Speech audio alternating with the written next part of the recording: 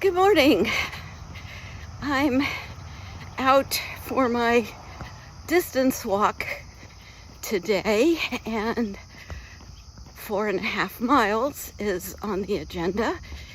I'm on a rail trail, so actually won't be able to get off. My husband's going to pick me up at the stopping point, but the only two access points I have are slightly before 4.5 miles and another one at 5.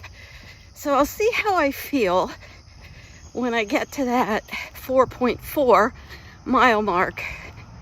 And if I'm feeling knackered or like my knee is sore, or I'll get off and let that be enough.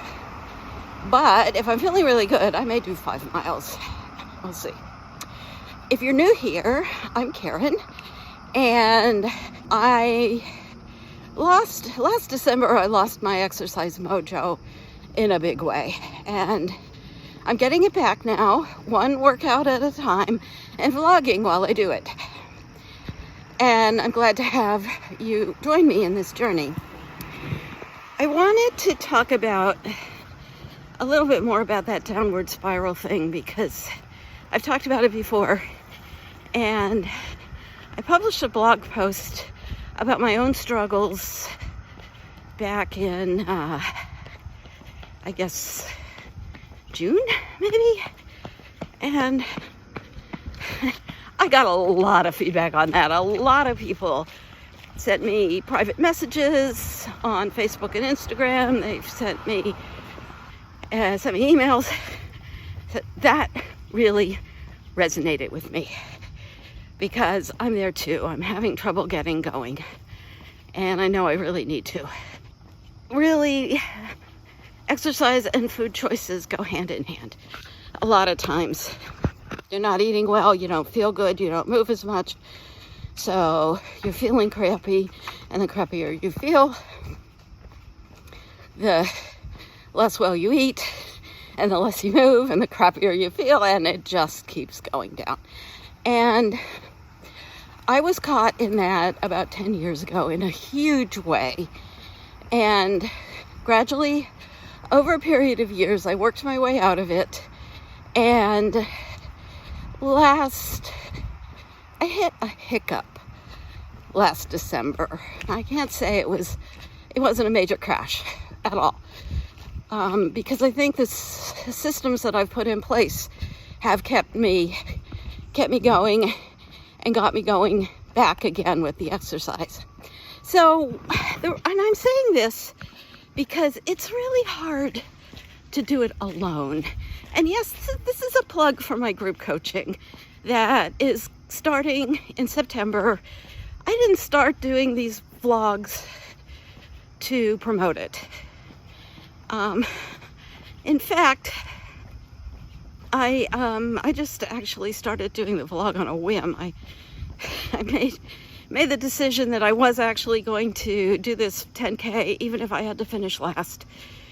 And on a whim, one of my earlier training walks, I just pulled out the camera and filmed something. I actually did a Facebook Live, and the audio quality wasn't good enough for me to post it as a YouTube video, but it made me think that, yeah, maybe I should vlog it, because I'm not perfect.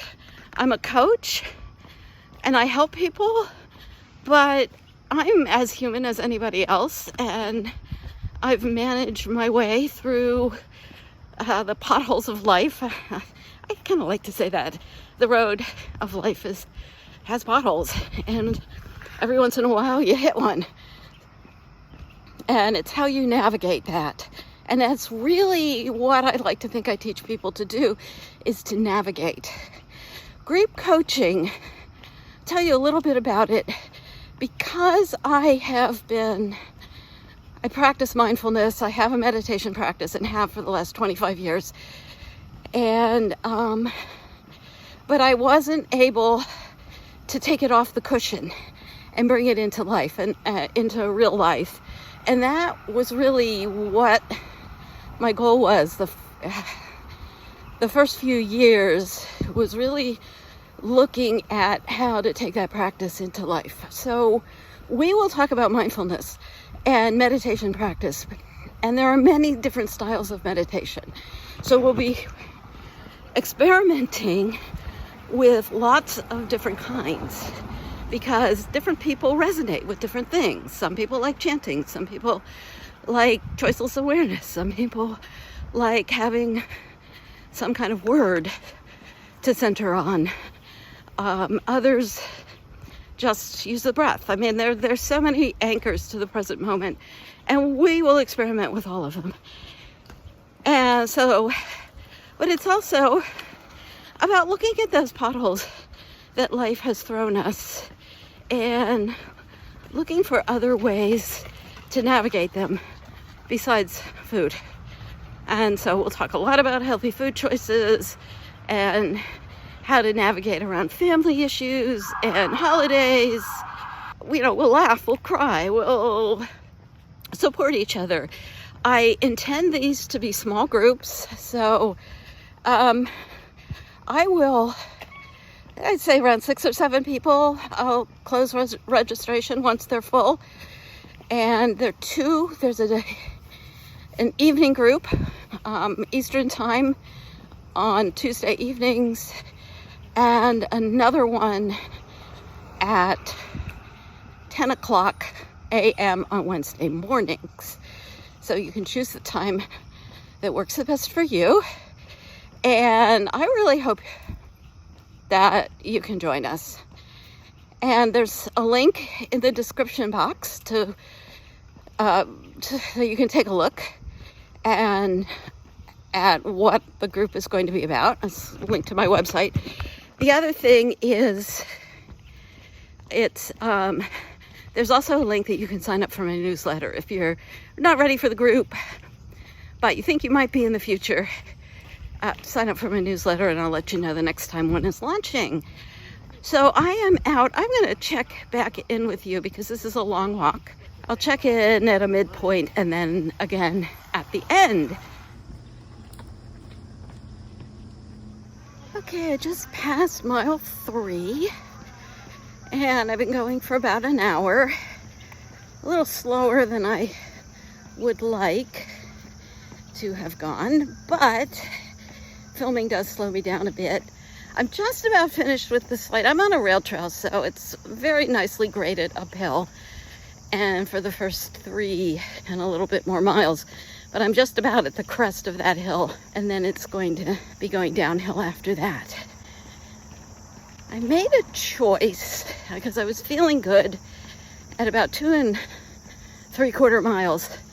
I passed the last stop for a while where I'm going to be able to get some water, and I'm feeling good. I have a water bottle with me, but I don't carry water because it's heavy, and I just didn't want to stop.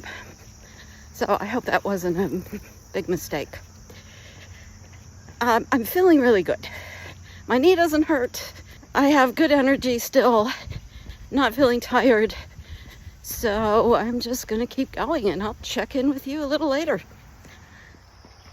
I just passed the 4-mile mark and I'm still feeling really good. I decided to go for 5. I have good energy. My knee's feeling good. I'm persisting to mile 5 and there's a Dunks there. So I can get nice coffee. I'll check in at the end and let you know how things went. Whew, that's it, 5 miles. I'm done, got my iced coffee, and I'm glad to see that Dunks now has compostable straws. That's a step in the right direction. It took me an hour and 43 minutes to do 5 miles, which, I mean, I'm not worried about distance. I've got 6 weeks to go, and I did 5 miles easy. You can see I'm a little flushed, but I'm not really worn out. I'm not tired. I feel good. My knee feels good.